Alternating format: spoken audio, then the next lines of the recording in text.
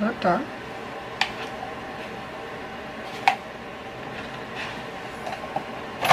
Close over my head, higher.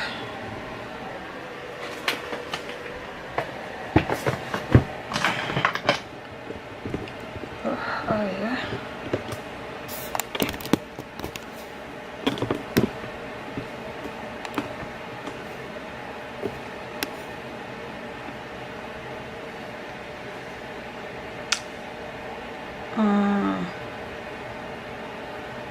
Let me try this.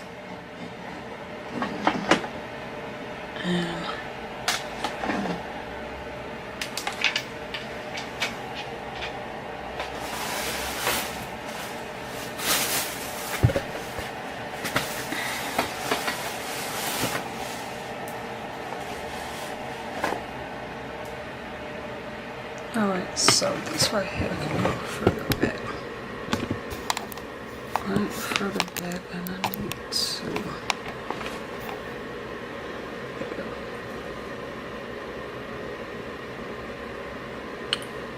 Come closer.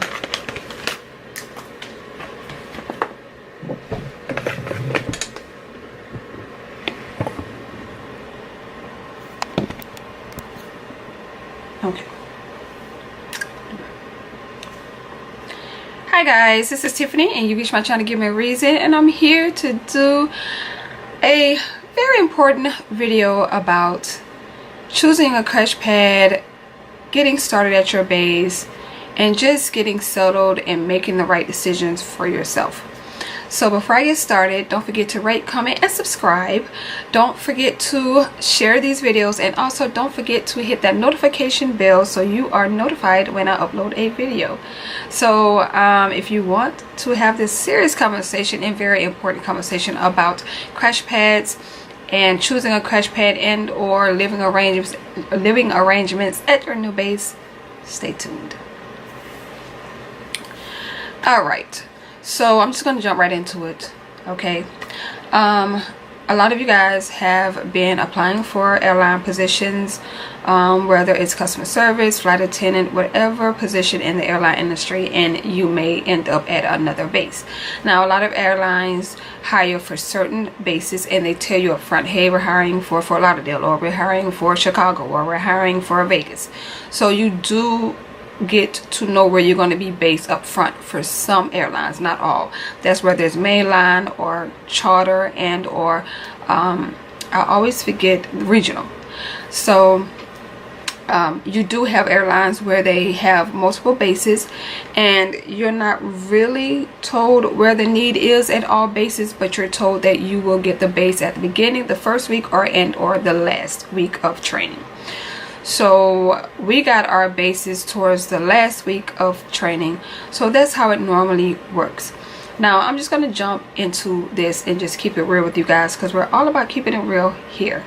When you're choosing, if you per se you're going to a base, first you need to decide if that's where you're going to stay, if that's where you plan to reside, if that's where you plan to make a home, if that's where you plan to stay for the long haul.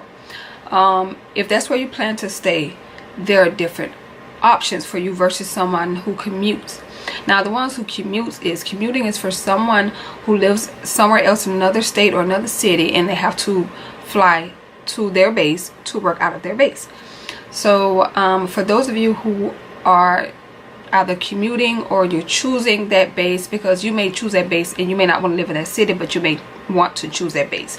So for example, when I first got in this position, I was based in Oakland. I had already put Houston because I knew that I wanted to be based in Houston, because I came here a long time ago and I really liked Houston. So, but I always kept an open mind about if I chose another base. Dallas was my third choice, and so on and so forth. I was actually residing in Dallas when I was in Oakland, so I commuted from Dallas to Oakland, and then I commuted from Dallas to Houston. So I picked up a lot of flights. Now mind you, I got a crash pad because I still had rent and full responsibilities in Dallas, but I already knew once I got to Houston, I flew out the base. I'm like, you know what, I like this base, I've always liked this city, so I'm just going to set up shop here. Now When you choose, like say for example, let's do two ways. If you choose to stay at the base that you're placed, always think about your finances. If you're going to rent, if you're going to stay in a crash pad, if you're going to stay at a hotel and share it, if you're going to do Airbnb. My advice is do not get into a lease while you're on probation. Wait until your probation is complete and then sign a lease. You never want to get on probation or start a company that has probation, get stuck in a lease, because companies, a lot of apartment complex does not care that you got laid off from your job. You're either going to have to pay a lot of money up front and or it's going to go on your credit. So make sure that you wait until after your probation.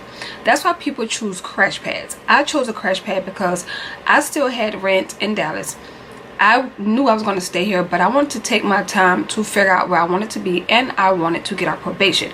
And I knew I have raises coming towards the end of the year.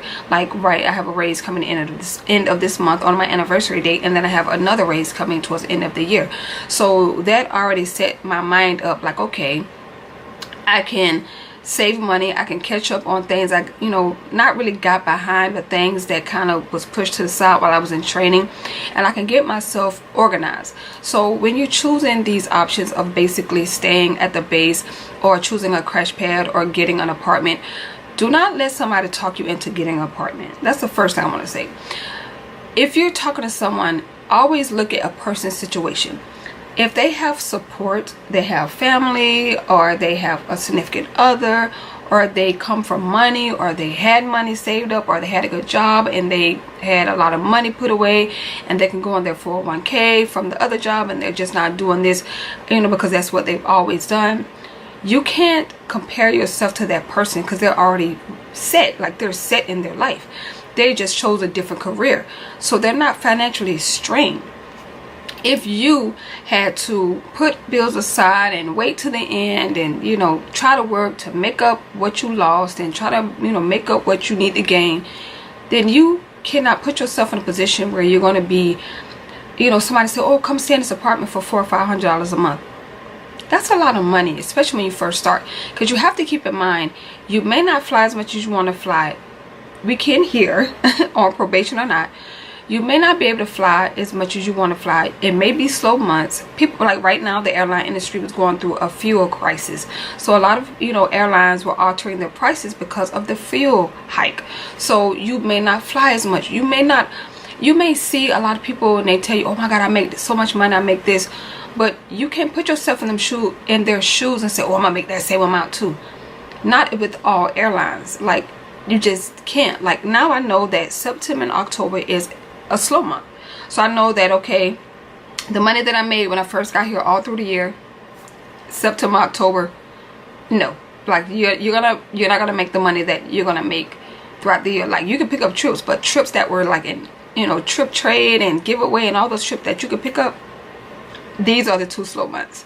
So keep that in mind. People always tell you, oh, you could do this, girl, you could do that, girl, get your apartment. You don't like being around people. Or, dude, like, get you a place, man, we can have a blast. No, you don't live your life for somebody else. You live your life. You know your financial situation. You know what you can afford. You know what you can do. You know how much you want to work. You know that you don't want to stay away from your family because you're trying to work to pay bills. Nobody wants to work to pay bills. Like, it takes the joy out of flying. It takes the joy out of your probation. It takes the joy out of being in the airline industry. Anyway, it takes away a lot of joy because you're stressed and trying to say, I need to pick up this trip. I need to work. Oh my God, I need to work. You're sleep deprived. You're going through so much. So never let somebody talk you into something you can't afford. Now, if you have those friends that say, girl, like, say you're in a situation where you can do it, and you have those friends that say, girl, you can do this because you're afraid to step out on a limb, that's different. But if you don't have the finances, never let somebody talk you into something. Because I'm telling you, I know people that, they allow their friends to talk them into doing crazy stuff, and then they end up being in a financial strain to the point they have to work like a dog just to make ends meet. Nobody wants to work like that. Like, don't stress yourself out like that. Now, when it comes to a crash pad, you could do a lot of things. Like, you can you know, set your schedule up and work the first half and be off the second half. Crash pads aren't bad because you're not there to stay. You're just there to sleep and work. You also can stay at a hotel. You can rent a hotel out, or you can pay for a hotel the whole month, and you and some other people can share that hotel. And or you can get an Airbnb. Like in Oakland, a lot of the flight attendants got an Airbnb. To me, it still was expensive. It was expensive just for one person. It was a lot. But my flights were in the evening, so I was able to commute in first thing that morning.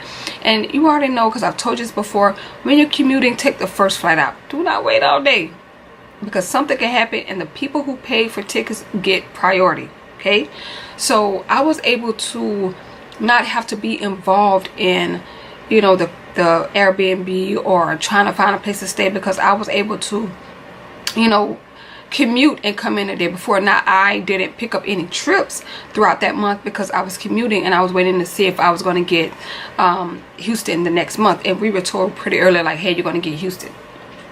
So when you're thinking about just choosing a crash pad, choose it wisely.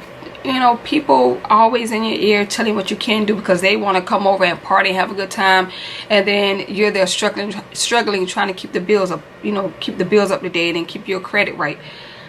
Don't do that. You know, crash pads aren't bad. You know, crash pads are, it's what you make it, and that's a job. You make the situation what it is. You don't have to go in there and make best of friends, and you know, you make friends, but you're not there to, you know, accommodate everyone. You're there to just stay there, work, sleep, and just work your line and commute home. Now, for those of you who are commuting, a lot of people that commute chooses crash pads because they want to pay a little amount of money because they have other responsibilities at home.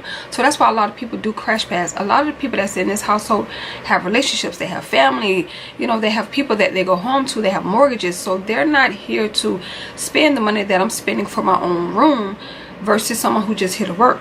So I understand that, and I chose my room because it gave me the opportunity to have my own privacy, take my time, save my money, slowly look for where I want to stay, because when I've moved so much for private charter, for, you know, my last airline to this airline, I've moved so much that I'm like, you know what, when I moved this last time, I'm gonna stay there for a while.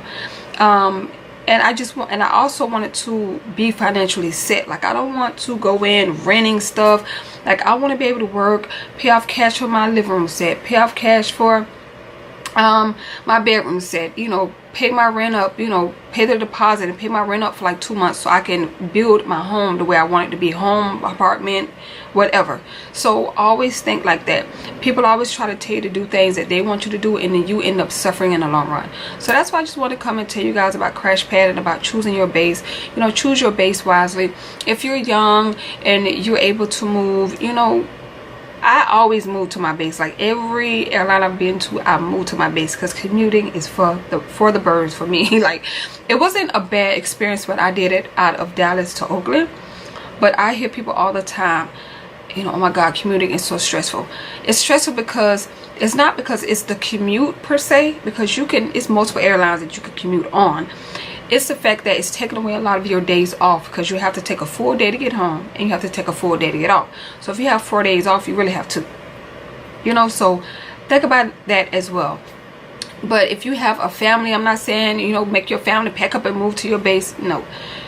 If you're alone, you're not in a relationship, you're on your own, and it's a place that you love and you want to stay there, take your time, get a crash pad, choose it wisely, finish your probation, and then decide what you want to do, whether you want to be at that base. Try the base out. Don't say, oh, I like this it, oh my God, I'm having so much fun, and then you choose that base and then you're stuck there. So choose things wisely. Choose things based on your current situation and what you're going through, what you have to do financially. People don't know things about you, what they shouldn't know. The most intimate financial struggles or things that you're going through, only you know. And when somebody's in your ear say, man, get your apartment, bro, we're gonna have all kind of honeys over. But we can get a hotel, or you want some honeys, you could get a hotel, you could take them to the hotel, because you're stuck with the bills at the end of the night. They're gonna come over, drink, they may buy you a 6-pack of beer, they may buy meat, grill on the grill, They may buy the chips and stuff, but you're still stuck with the rents, light, water, cable, internet, gas, parking, fees, parking. You know, just no. Do what's feasible for you. Okay? So I wanted to come and say that because I see a lot of people around me that's making this decision like, oh, I want to get on my own. I just want to be. And I'm not saying there's nothing wrong with getting out on your own. But if you got to get out on your own and work like a dog just to get by, it's really not worth it. Like, especially if you can take the time out to choose it wisely. And when you go to the apartment complex, make sure that those specials they're having, it does include everything. Like, say, okay, they'll tell you, oh yeah, we have a special where if you're approved, you only pay this and this is what you pay a month. You know, you pay, you know, half the rent a month. Okay, so what else do I pay? Am I paying for allocated water? Am I paying for allocated, you know, do you guys allocate this? Or is the entire building, you know, included? Do I have to pay for parking? Do I have to pay for this? Am I paying for, you know, ask those questions, because they don't tell you that, and all of a sudden you get all this, your rent went from $750 to $825 or back to the regular price when you first walked in. You're like, well, wait a minute, I thought you guys had a special. Well, yeah, you know, but you got to pay for trash, you got to pay for water, and then you got to pay for this, and then we do pay for parking because you know you have a cover, and then you don't have a cover. Choose wisely. Choose things. And especially, and I want to say this, when you choose where you live, choose somewhere that's close, safe, where you don't have to go over your shoulder at night, but also choose somewhere where you're not spending so much money on gas and wear and tear on your car. And I just want to say that because that needs to be said.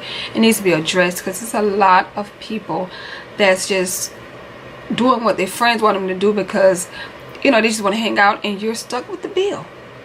Just don't.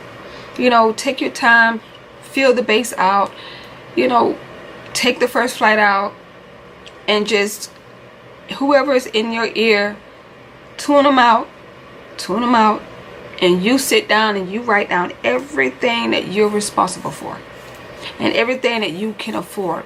And you also got to pay yourself. Pay yourself. Don't pay all your bills and you don't have, you know, you're not saving money. Pay yourself. I've been there and done that.